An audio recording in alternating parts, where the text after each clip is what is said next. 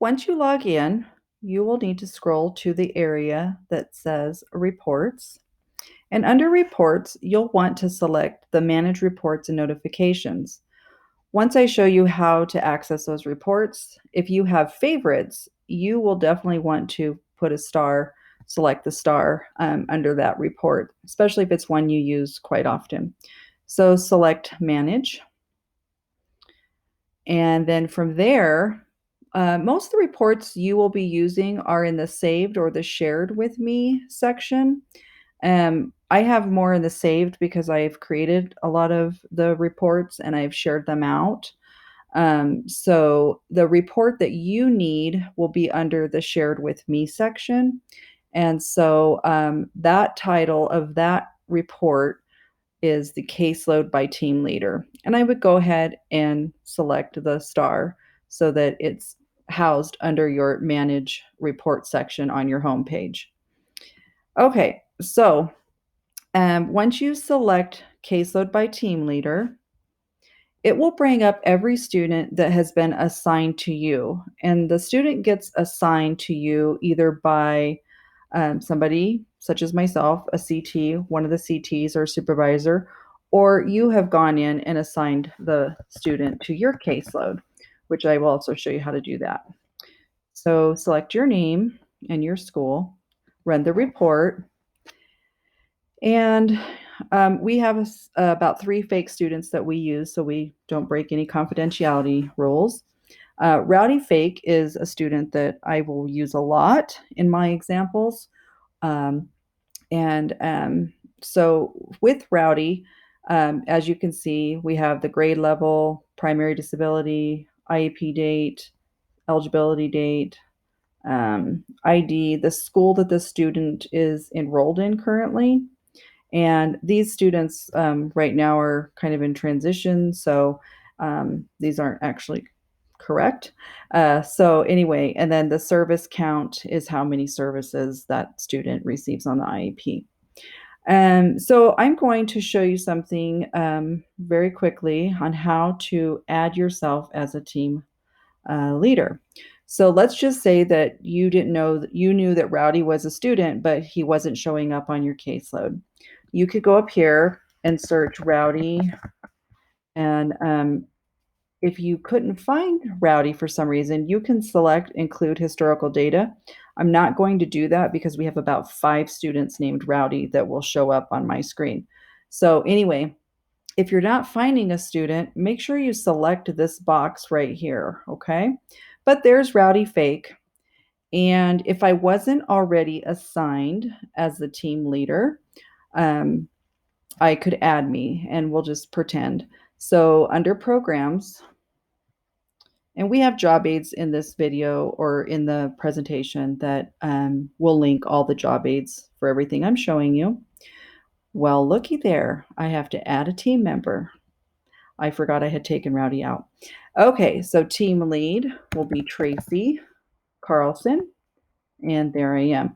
I can add my school psych if I wanted to, um, whoever I wanted to on here, whoever's going to be on the team, your SLP, your principal, um, whoever would be on the team that you would want to invite to a meeting. Select save. And now it shows up that I'm the team leader.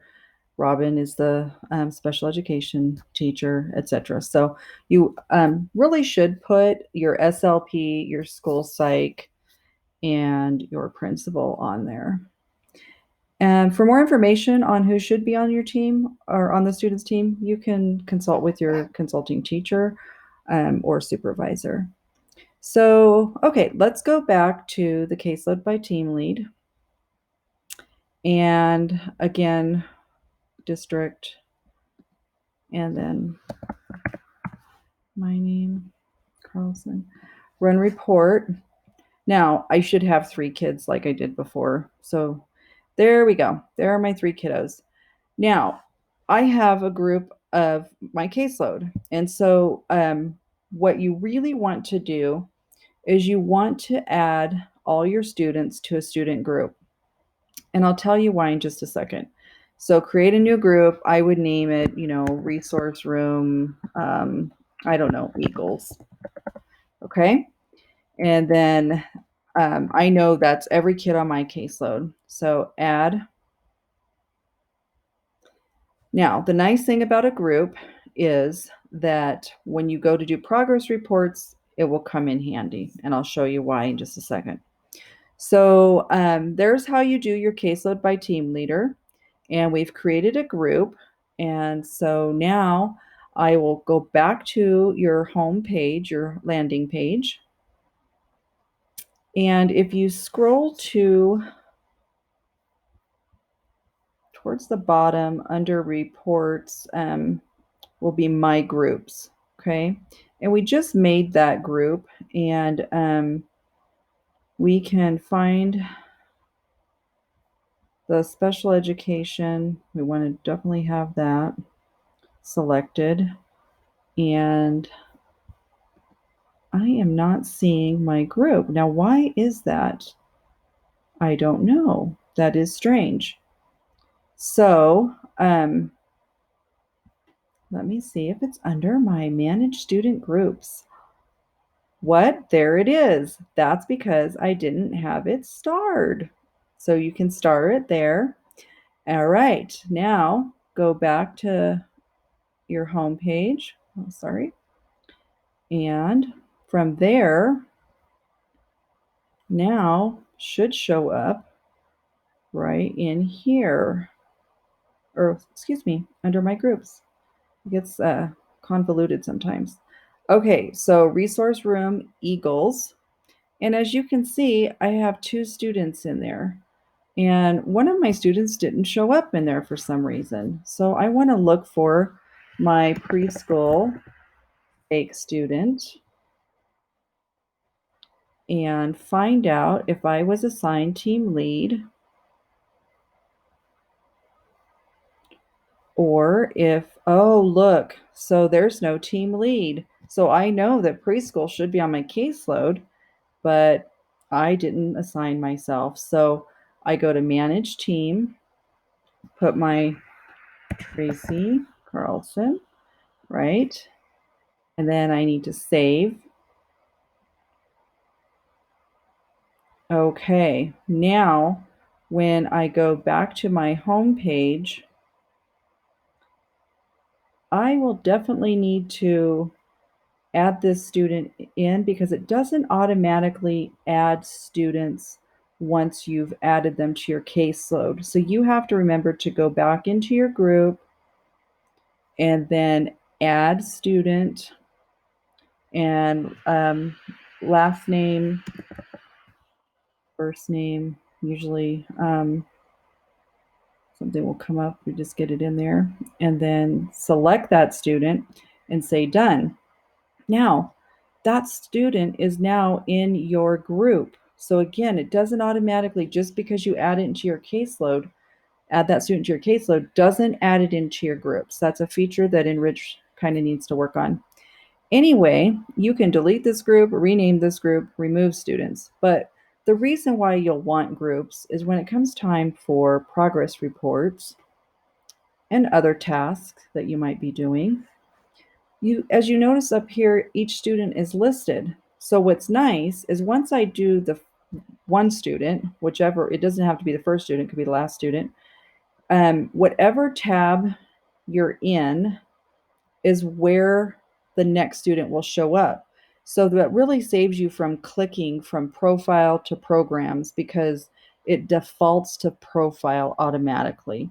So let's just say I'm going to do goal progress. I do a goal progress. I click save,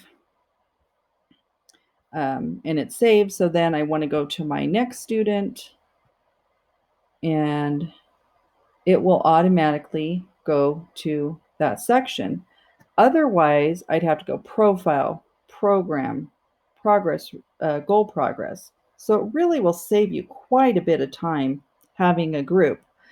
Now, you can create different groups. Maybe you have a 3rd grade reading group that you're focusing on certain interventions and you want to put information in. on their goals or whatever the case may be.